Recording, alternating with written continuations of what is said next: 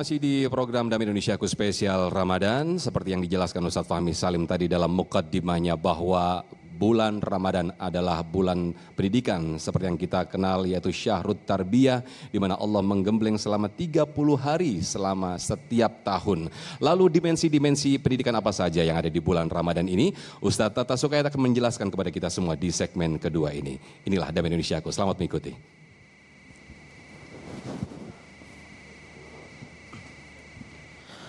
Assalamualaikum warahmatullahi wabarakatuh.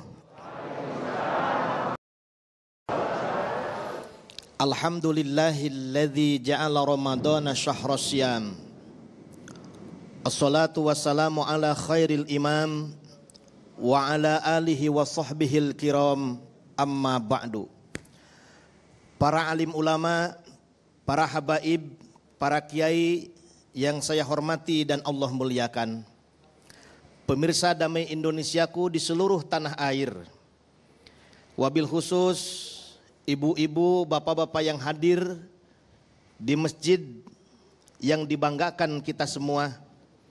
Kita sama-sama bermohon kepada Allah Subhanahu wa Ta'ala, di tengah-tengah ibadah di bulan Ramadan ini, semoga Allah menjadikan akhlak kita semakin benar, fisik kita semakin segar, otak kita semakin pintar, dan semoga THR cepat ditransfer.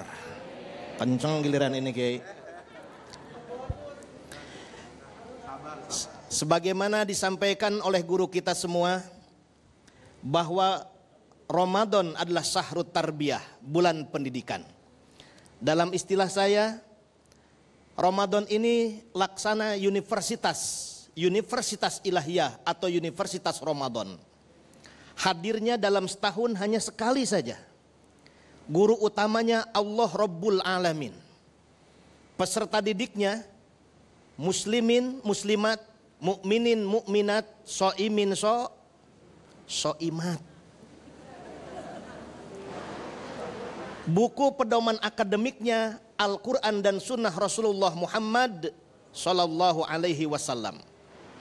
Sedangkan mata kuliah yang dihadirkan, mata kuliah utama di siang hari adalah saum, syam, atau kita menyebutnya puasa, upawasa, mendekatkan diri kepada yang maha kuasa, Allah Subhanahu. Asyam berarti al-imsak, karena berpuasa berarti menahan. Pada level terbawah, level syariat, jalan tapi dalam arti identitas. Pada level syariat ini, puasanya adalah menahan, tidak makan, tidak minum, serta hubungan syahwat sejak terbit sampai terbenam matahari, dari imsak sampai tiba adzan maghrib. Ini puasa syariat. Yang kedua, puasa torikat atau torikot. Syari juga jalan, torik juga jalan. Kalau di Masjidil Nabawi atau di Masjidil Haram, kita akan keluar masjid, biasanya berjubel, orang Arab teriak, torik, torik, torik. Jalan, jalan, jalan. Jalan melangkahkan kaki, jalannya bukan identitas tapi aktivitas. Jalan menuju mana? Menuju Allah Subhanahu wa Ta'ala. Dengan puasa bukan hanya menahan haus, lapar dan hubungan syahwat, tapi mengendalikan panca indera, indera yang 5. Matanya berpuasa, pendengarannya berpuasa, karena sangat boleh jadi kita kuat menahan haus dan lapar, tapi tidak kuat menahan tidak menjelek-jelekan orang lain dengan mulut kita. Betul, Bu? Yang ketiga, level makrifat. Puasanya tidak hanya terkonsentrasi pada urusan makan, minum, syahwat dan panca indera, masuk lagi ke wilayah lebih dalam. Puasanya menahan dirinya tidak goflah, tidak lalai, tidak lupa kepada Allah Subhanahu wa Ta'ala. Sedetik saja lupa Allah, sudah dianggap puasanya batal. Apakah ini pilihan? Tingkatan yang harus dilalui. Ini edukasi Allah Subhanahu wa Ta'ala. Karena dengan puasa kita merasakan sentuhan pendidikan ilahiyah pada 4 aspek. Pertama, aspek biologis. Yang biasanya kita mengutamakan makan dan minum, sekarang kita mengurangi makan dan minum, mengatur makan dan minum tepatnya. Dari siang berganti pada waktu malam, sehingga kita merasakan secara sosiologis kepekaan sosial kepada saudara-saudara kita yang menderita. Haus itu tidak enak, lapar itu tidak enak. Demikian pula dengan saudara-saudara kita yang kurang beruntung, yang tidur di rumah-rumah gerobak, yang terkapar di pinggir-pinggir jalan, merasakan isak tangisnya kehidupan, tidur beralaskan koran dan beratapkan awan. Jika selama ini pengentasan kemiskinan merupakan gerakan mengisi data atau angka, atau pelatihan pengentasan kemiskinan yang datangnya orang-orang kaya di hotel berbintang yang tidak pernah merasakan langsung bagaimana derita dan berkepayahan orang-orang miskin, kini dengan saum di bulan Ramadan berganti nasib, kita merasakan lapar dan haus. Bu, lapar itu enak apa enggak? Haus itu enak apa enggak, Pak? Lagi Ramadan begini, jangankan lihat makanannya, baru lihat tulisannya udah gemeteran perut. Kita hanya sampai maghrib akan hilang haus dan lapar kita. Tapi saudara-saudara kita yang kurang beruntung itu, kapan mereka akan berbuka dari derita dan kesulitan berkepayahannya itu? Sampai ketika ada uluran tangan dari para agnia yang mau membantu penderitaan mereka. Secara psikologis, orang puasa itu diedukasi oleh Allah untuk lebih bersabar.